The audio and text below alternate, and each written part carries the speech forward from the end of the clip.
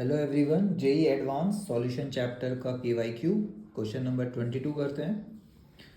ये थोड़ा सा अपना एन फैक्टर वाला कॉन्सेप्ट है। एन फैक्टर मतलब क्या होता है कि जैसे HCl जो होता है उसका एन फैक्टर 1 होता है, तो एक HCl एक NaOH से रिएक्ट होता है। लेकिन H2SO4 क्या होता है, उसका एन फैक्टर 2 होता है। तो जब आप बैलेंस करोगे तो आपको पता चलेगा कि भाई बैलेंसिंग ऐसा आता है। तो हम लोग क्या बोलते हैं, शॉर्टकट फॉर्मूला क्या होता है, तो एन फैक्टर बोलते हैं इसको, या वैलेंसी फैक्टर। तो शॉर्टकट क्या होता है, नंबर ऑफ मोल्स में वैलेंसी फैक्टर अगर आप इनटू कर देंगे, इसको एन बोलते हैं, तो हमारा आ जाता है नंबर ऑफ इक्विवेलेंट। तो किसी भी रिएक्शन में लॉ ऑफ इक्विवेलेंस ये बोलता है कि नंबर ऑफ इक्विवेलेंट बराबर होता है। ठीक है, तो आपको कुछ नहीं करना, नंबर ऑफ मोल्स बराबर होता था ना आजकल अभी तक, बट रिएक्शन में जो है नंबर ऑफ इक्विवेलेंट बराबर होता है। ठीक है, तो first equivalent of this equal to equivalent of this होगा। अब देखिए क्या क्या दिया हुआ है।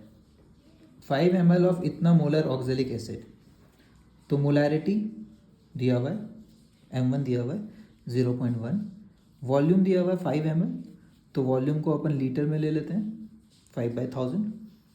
ठीक है, एन फैक्टर कितना होगा, ऑक्जेलिक एसिड का एन फैक्टर होता है 2। ऑक्जेलिक हम लोग पढ़ेंगे कि फॉर्मूला ये होता है, तो देखिए 2H+ दे सकता है ये, तो जो 2H+ दे सकता है उसका एन फैक्टर 2, जैसे H2SO4 का 2 था, इजिकल टू M2V2। ठीक है, M2 कितना है, तो 5 ml ऑफ ऑक्जेलिक एसिड इतना मोलर इस टाइट्रेटेड, टाइट्रेशन कराएंगे NaOH from A burette using phenolphthalein. ठीक है, इनसे कोई मतलब नहीं है। वॉल्यूम ऑफ NaOH कितना होगा, तो V निकालना है, V2,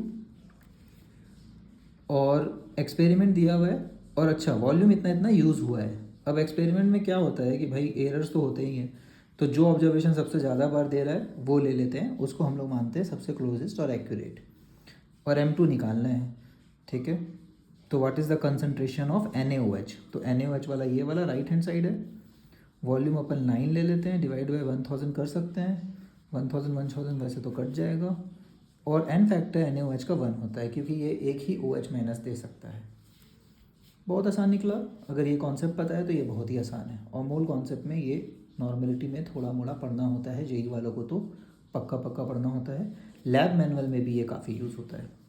5 2 10, और ये नीचे 10 है, कट गया, ये 1 हुआ, ये 9 नीचे आएगा, तो 1/9 आंसर आ रहा है, विच इज़ 0.11 मोलर।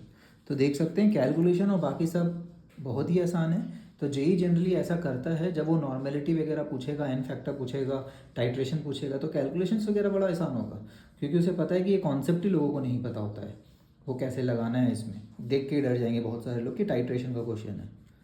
ठीक है, I hope it helps. Bye everybody, thanks for watching.